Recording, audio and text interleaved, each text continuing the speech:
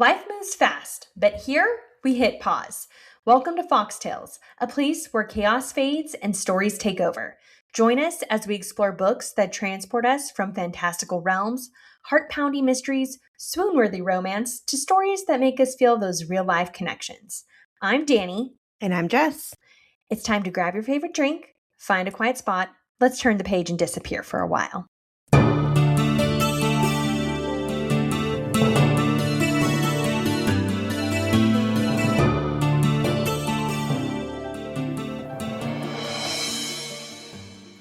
If you had a signet, what would it be?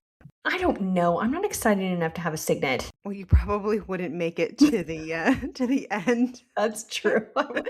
I would be one of those people who fell off the parapet. You would fall off at the beginning.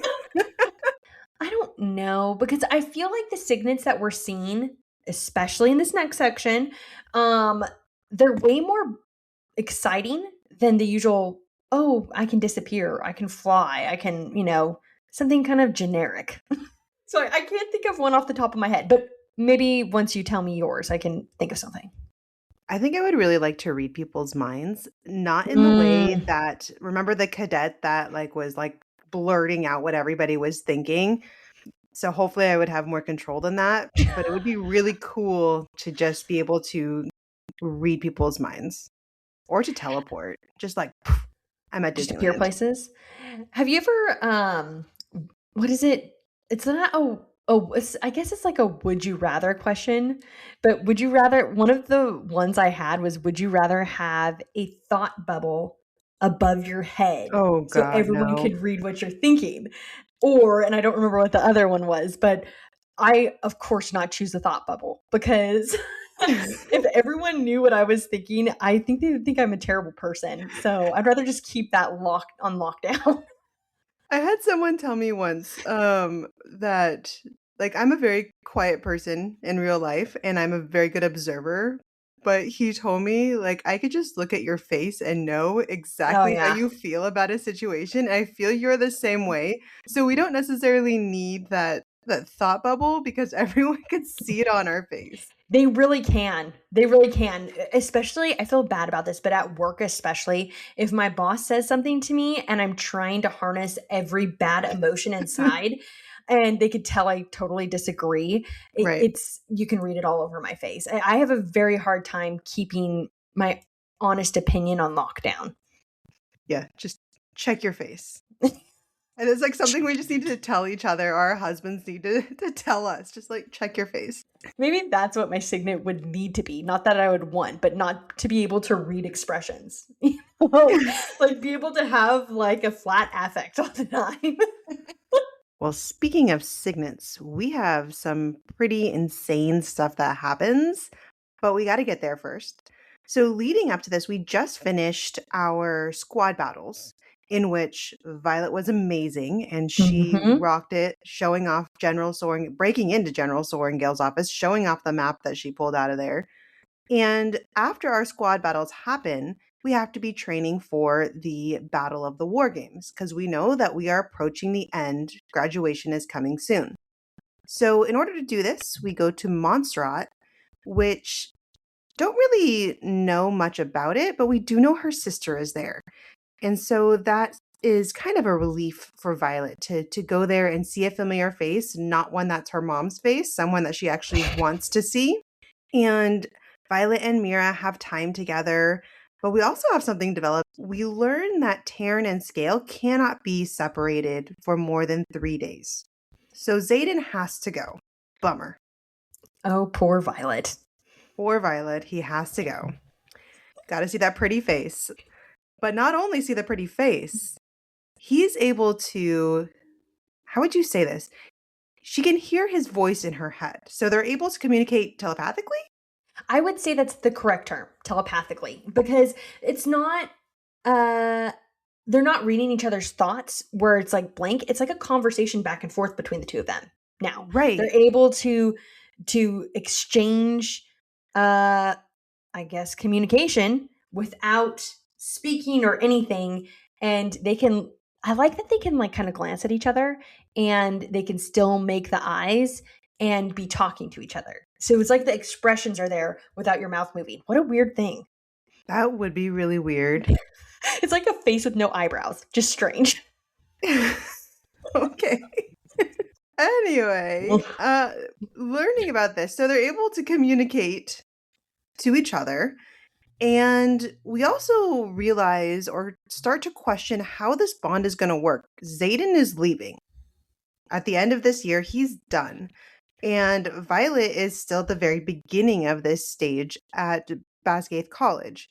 So, how's this going to work when he has to go and their dragons can only be separated for 3 days? It's just not going to happen. They're bonded together. This is what's going to happen. They're They're staying going to together have to forever. figure out something. They're getting married and living happily ever after. The end. Sure, I'm sure that happens in this perfect universe. Unfortunately, our time at Montserrat gets cut short because griffins show up and the students need to leave. Griffins are a threat. So the students need to leave and everybody is rushed back to Basgaith College where the Battle of the War Games is coming soon. And they're training this entire time, but the training is still continuing when they get back home. And in this training, Xaden makes Violet a very special gift. And it's special to her and also special to Taryn. I don't know if we can go back a little bit because Violet was really struggling to stay on Taryn while she was riding because he's so huge. Violet's small in stature. So Xaden came up with this brilliant gift to make Violet a saddle. I think it was the cutest thing in the entire world because Xaden actually had to consult Taryn for this to happen. So It's true. he had to get Taryn's permission, like, hey, buddy, I kind of want to make a saddle for Violet. And I just imagine Taryn being like, what the hell are you going to put on my back? Yeah, he's annoyed, I'm sure. Because he kind of has a little bit of an attitude, which I appreciate. For sure. But at the same time, he cares for Violet and allows this saddle to be made. And so she's able to practice on this saddle, which comes in quite handy during these battle games. I think without the saddle, we would have lost Violet during these games. I agree because Taryn constantly was catching her before, constantly. So now that she has a saddle in place, she's able to participate better. And I'm a little confused by how these games work because when I was reading, and I'm a fast reader, when I get really into something, I read, and I'm sure I skipped some information here, but I remember that Violet finds like an egg, and I know there's like an offense and defense, and in my brain, I'm just going to Harry Potter and thinking like, are we playing Quidditch? Yeah, I think that's a really good analogy. Except for with dragons instead of Right. broomsticks. I'm not exactly sure, but we do know that as they are participating in these war games, that Liam is in trouble. And of course, Violet, who very much has come to care for Liam, steps in and tries to save him. But it's not just Violet who saves him. Of course not. We have our special little tiny golden dragon, Andarna, which she makes some appearances this far in the book, but this is a shining moment for her because Andarna once again stops time so that Violet is able to save Jack, what am I saying? Violet is able to save Liam. Definitely not No, Jack. Don't save Jack. And in fact, Jack is very much the antagonist in this situation, causing the problems. Yes. And Violet focuses her anger on Jack, which... Ta-da! We have our signet. It finally appears. Yes. As Violet is focusing all of her anger on Jack, lightning strikes right where Jack is standing. Coincidence? I think not. Nope. And you know what happens to not so poor Jack? Falls to his death. Goodbye. I love it. I Forever. love it. I love the fact that her signet appeared, and it appeared to her enemy here, Jack, somebody we've hated from the beginning, and if he falls to his death. You know what I love about this is that Violet, you would think that she's like, yes, got one, but she's not. After she kills Jack, she really struggles to cope with her quote first kill. And she internally, she has this like, I shouldn't have done that, guilt, all the emotions that you would expect a human to have after killing somebody. And uh, Violet is not like the other writers, where this is some sort of like tally to keep track of. It really hurts her that she did this and that her signet is that powerful. Correct. And I think Dain, of course, makes a stupid appearance again and tries to kind of comfort her in saying, well, you don't have to use your power in that way, or you don't have to let your power overcome you, or whatever he says. It's just I'm over him and I'm done with his nonsense, and she can use her power however the hell she wants. Dain, just back off. Well, and I also think Violet, to go back to the guilt thing, I think she feels bad because she doesn't know that's her signet yet. And she's figuring this out as they're playing these games, as Jack is taunting Liam, as Liam's in trouble. So Mhm. it's all this stuff going on at one time. And people have learned how to practice their signets, how to harness certain powers, how to do different things. Violet hasn't learned any of that because it just appears out of nowhere. And I think that she's maybe thinking, well, if I knew how to use it better, if I restrained a little bit and, all that doubt that's in her mind, then maybe she wouldn't have killed Jack. And then Dane, of course, following up with that little conversation, it doesn't help with all those emotions that she's feeling. Right, right. And I think she is just very overwhelmed with not only the realization that she has a signet, but also the realization that she has killed somebody. Yeah. And Xaden steps in, of course. Thank you for stepping in, and encourages her to get out the frustration. And you know what, girl? You get out that frustration. This is where we move into a very steamy portion of the book, as we would call steamy level number, I think, 5? 5. That's low. I was going to give it a higher number, but whatever. I don't know what type of I'm books going you're out of reading. 5. From Okay. 0 to 5. Have you ever seen, like, steam level? They're like little chili peppers, and it goes, like, 0 to 5. My steam level for this part is 5. Out of what? 10? No, out of 5. Oh, I thought we were going off of 10. See, that's why I'm like, what are you talking about? Just got done telling you about the chili peppers, and Okay, you're well, still focused on this out of 10. well, it's always 1, 1 through 10. And so who No, does out it's of 5? not. Come on. But I agree with you. Okay, chili pepper 5. That's where we're at. We're at chili pepper level 5, and entering my song of the time is Lose Control by Teddy Swims. I don't know that song. Oh my god. You're killing me. I sound like I don't know any music when you talk to me, but maybe I just am really bad with titles and names. Like if you ask me about actors and actresses' names, don't ask me because I don't know. Okay. But I'll go listen and I'll probably know it once I start playing it. Will you, though? You Yeah, didn't last probably. time. Okay, and go on. Anyway, Xaden warns that, we can't stop the, shall we say, heat? Good choice of words. Thank you. But Violet continues. We're not going to spend a lot of time in this section. You can go read that for yourself. But Violet at this time does see his scars, and she learns that he has taken responsibility for the 107 kids of the rebellion, and he has the scars on his back to prove it. We'll just say that this part of the book was very intense. The heat level is high, and also the revelation of the responsibility that Xaden has taken for these kids. I think it is really impactful to how she feels about him. I do agree with that. I think that Violet now, okay, now that the physical attraction's there, she's always been physically attracted to Xaden, even before there was this bond issue between them and their dragons and everything.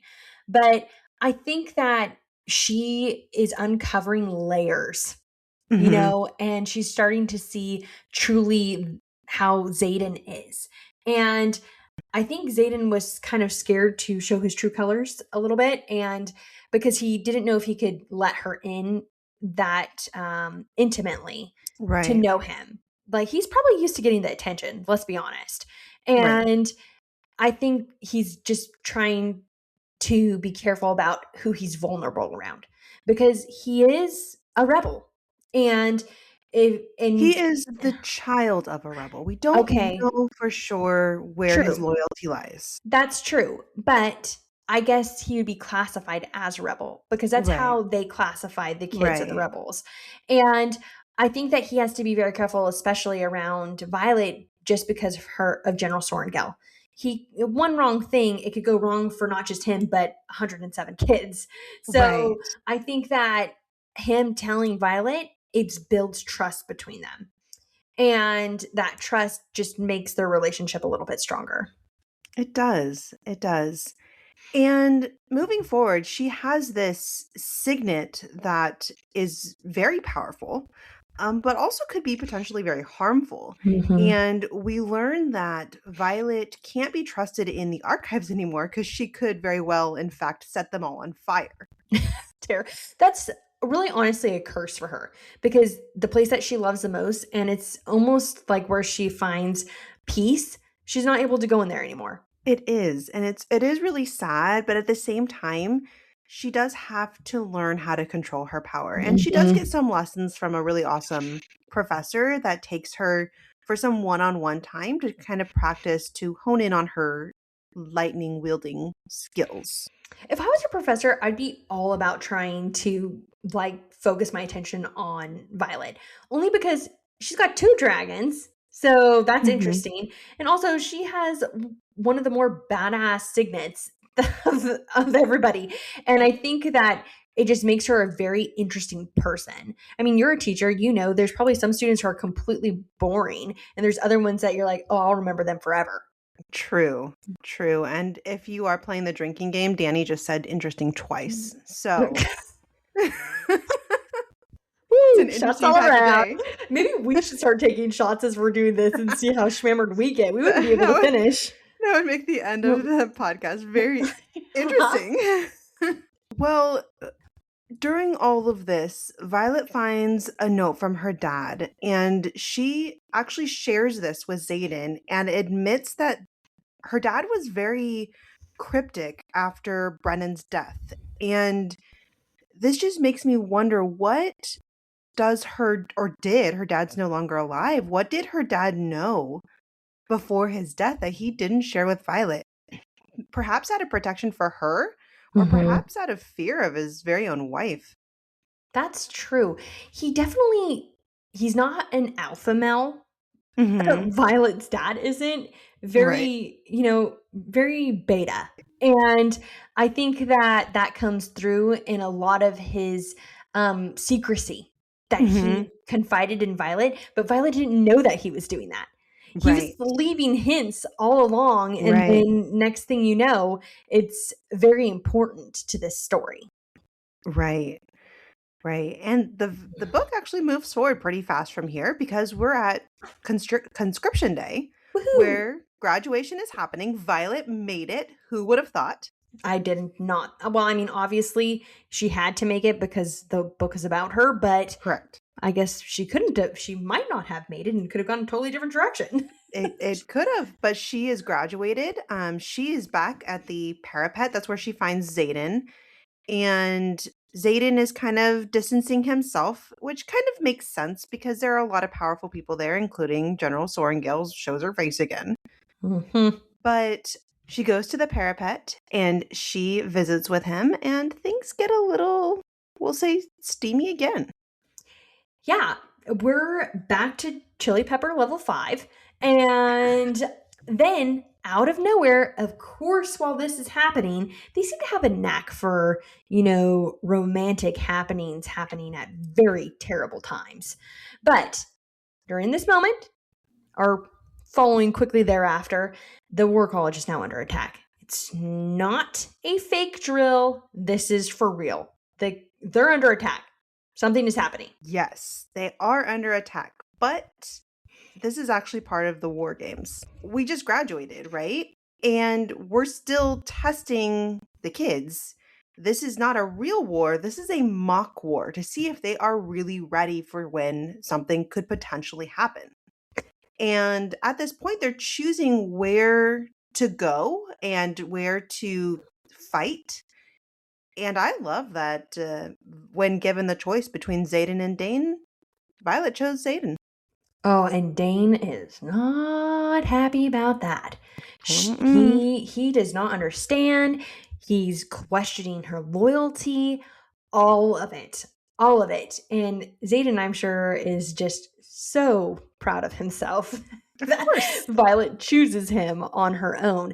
And I got to be honest with you, during this point, I really thought at first that it was a real war that was going on. Well, same. They were there was somebody pounding on the door saying Mhm. we're under attack. Yes.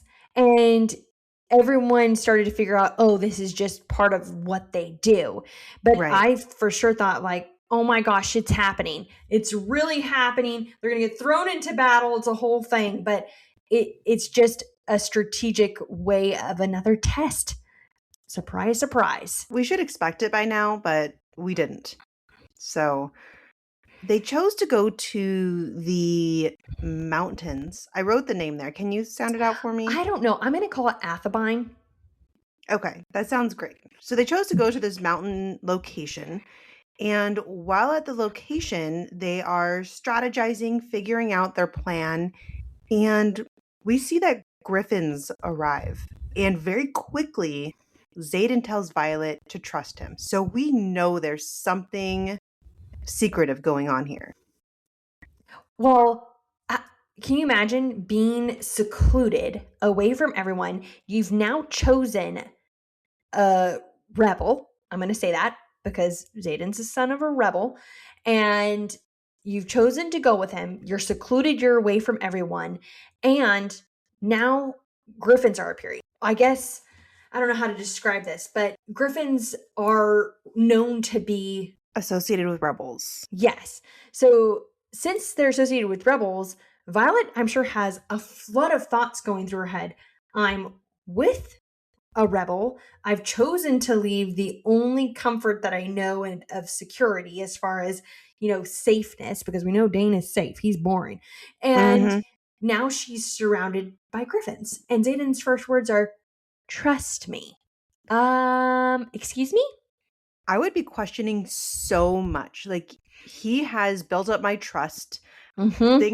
Things got steamy more than once, and now he's taking advantage of me, and that's how she feels. And you could feel it in the book that she is just questioning everything that she thought was real. And Violet is led to believe this secret meeting is among just the traitors, Xaden Hmm. included. And like you said, she's feeling betrayed. She's in this spot with a whole bunch of rebels, and I think she might be the only one who's not a rebel in this group, if I'm correct. Right. And So very outnumbered. correct.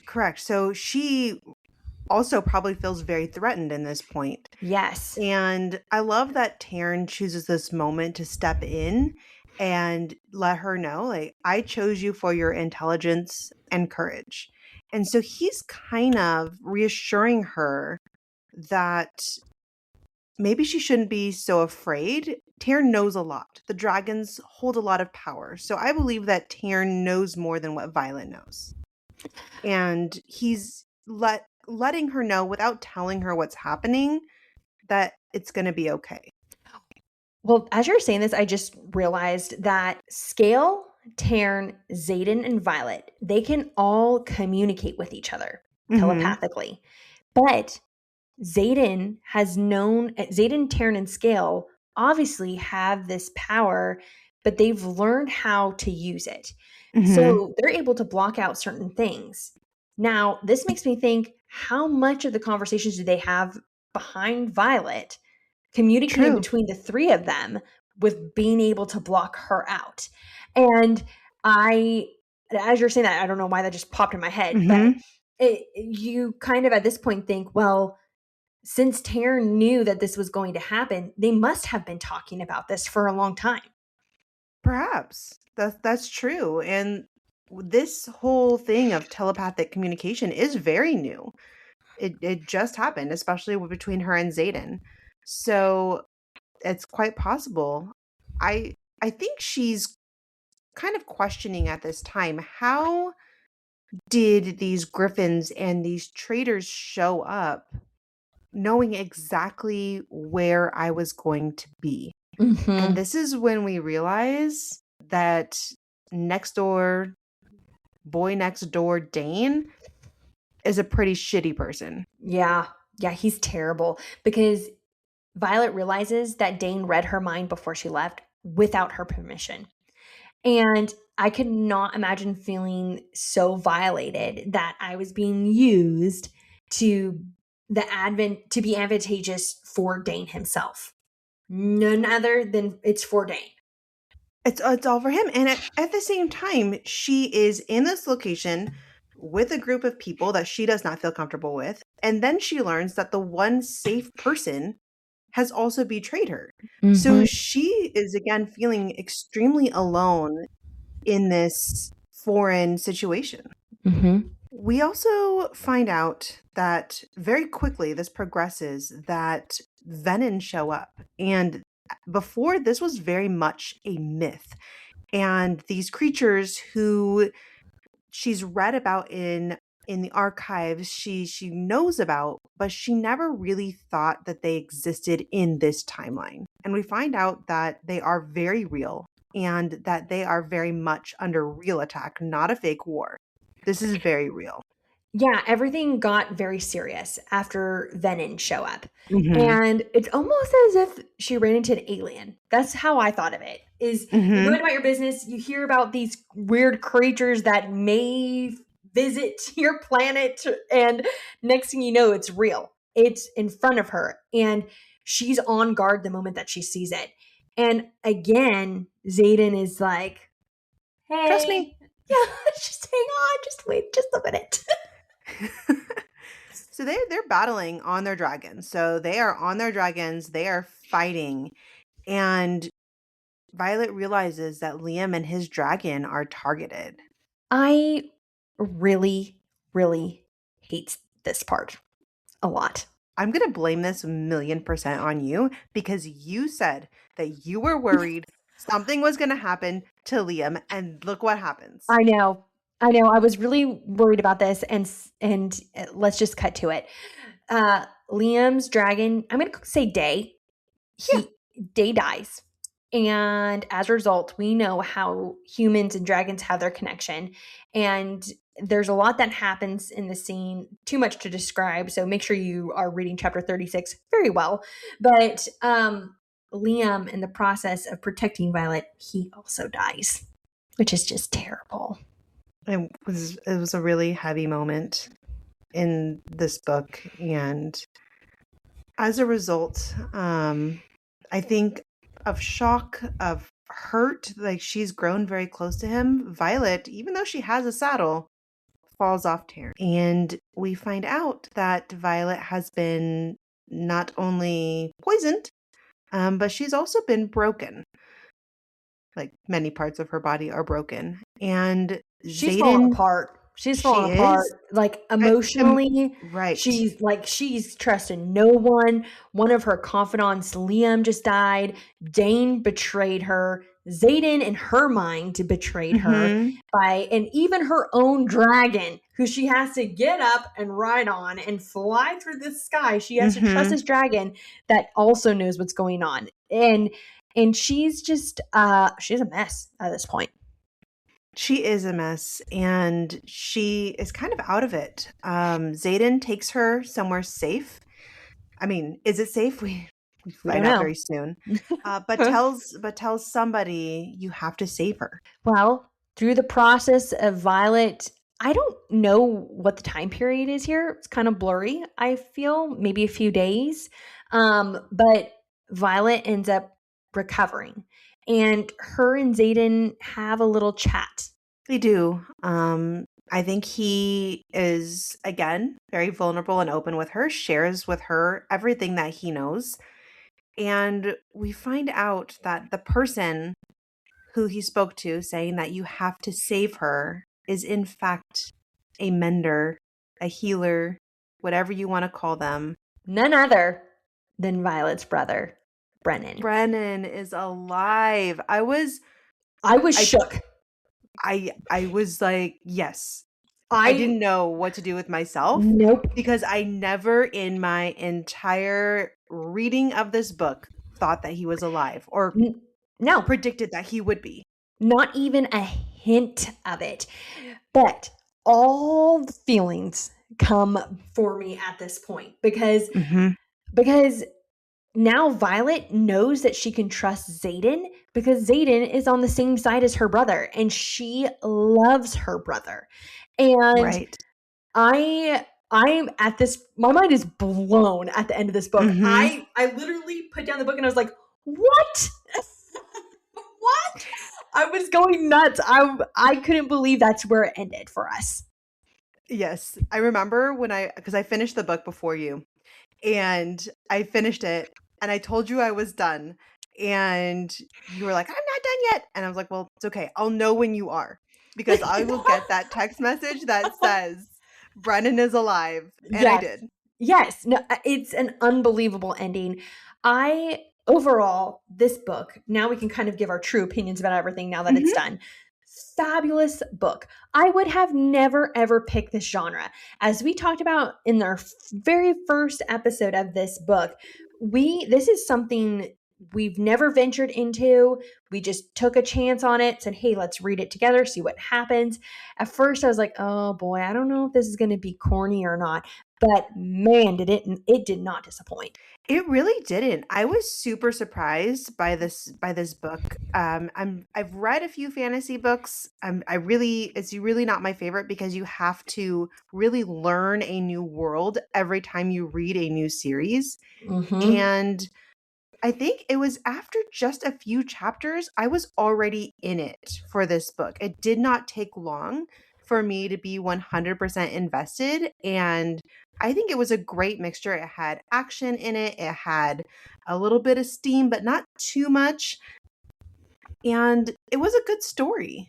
Oh yeah, absolutely. I think the storyline was so interesting because it had a lot of aspects to it. Like we said, just the right amount of romance where it wasn't like the entire book, but it also had adventure and the fantasy realm. It just had so many elements to it. I absolutely love this book. I would recommend it to anybody. Agreed. I want them to make a movie out of it badly. I think they should. A movie or TV series. I'm 100% here. I will be extremely critical if you mess this Oh up. yeah. Yeah. Absolutely. So, I yeah. think to make this like corny would be this needs to be Harry Potter level. 100%. It Or can't yes, it can't be like, you something can leave stupid. some right. I think Harry Potter now, it's not perfect, the adaptation, but they took parts of the book and they were able to adapt it to movie. I think you could do the same level with this without the readers getting upset. I agree because I read okay, I'm not trying to detract, but I read the first Harry Potter book. I haven't read all the series, and I felt like very it mirrored the movie almost exactly. And I'm definitely don't like to watch a movie and then read, but I was late to the Harry Potter train and I watched the movie and all the movies and I just read the first book this past Halloween and it was so good. And it almost exactly covered what was in the book. The movie covered almost exactly what was in the book. And that's what they need to do here. That level of detail that needs to happen. I agree. I agree. Was it Who would you cast for the Oh, parts? girl, I have no idea. This is where I honestly have no clue who I would I'm cast. I've already casted Violet's character. Who do tell? I think Jenna Ortega would be Oh, perfect. oh, good one. She's like small in stature. She has like that dark personality. I think she'd be great. Yeah, I think that she fits Violet's character perfectly. Now, as for Xaden, I've got nothing. The bar's too high. I don't know if whoever they choose will Bars. ever meet that bar. I would love to hear what your thoughts are, our listeners, as far as who you would cast for our, our imaginary movie for Fourth Wing. But I really hope it does develop into something because I think it has such good potential. And I don't know, we'll cover the following books, maybe way down in the future. I don't Maybe know, but I'll definitely probably be reading them on my own. I'm interested 100%. enough in the storyline to move forward with it, which says a lot because I'm one of those people I could drop a series cold turkey if I'm not into it. And this is one I could be invested in. I could see that. It was a great read. I'm super excited that we did read it, and I'm Me excited too. for what is to come.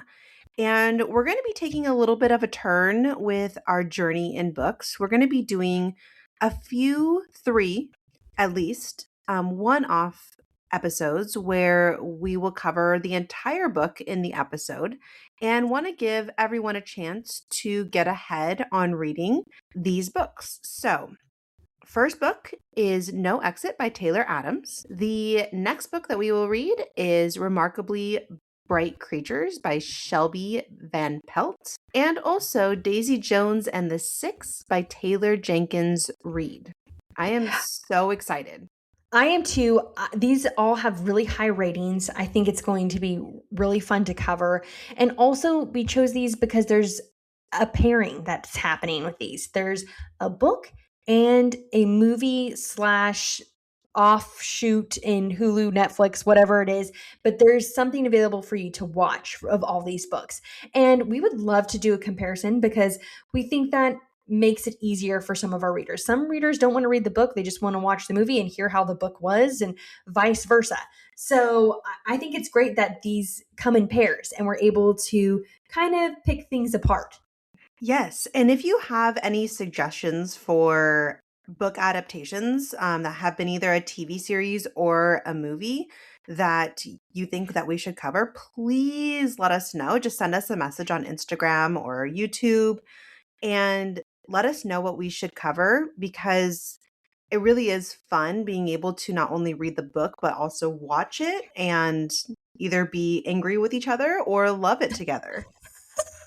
I feel like mostly angry with each other, but I don't know. I don't I know. I have I refuse. I will not. I know that there are current TV shows like Daisy Jones and yes. the Six, and that there are upcoming movies like Remarkably Bright Creatures, but I will not look at the Same. cast Same. until I am done with the books. I'm not going to do it. Absolutely, I agree with that. But if you want to watch the show first, movie, whatever it is, you go ahead, you do your thing. But I will not be doing that. I do want to say something is because both of us like to listen to books on our Yes. journeys, and I know that at least a couple of these I are going to be available on Spotify. Hmm. So I read that Daisy Jones and the Six is supposed to be an incredible audio. I'm going to take that journey. I don't know about the other ones, but for Daisy Jones and the Six, I heard is one of the best audiobooks. So definitely maybe join us in doing the audiobook journey.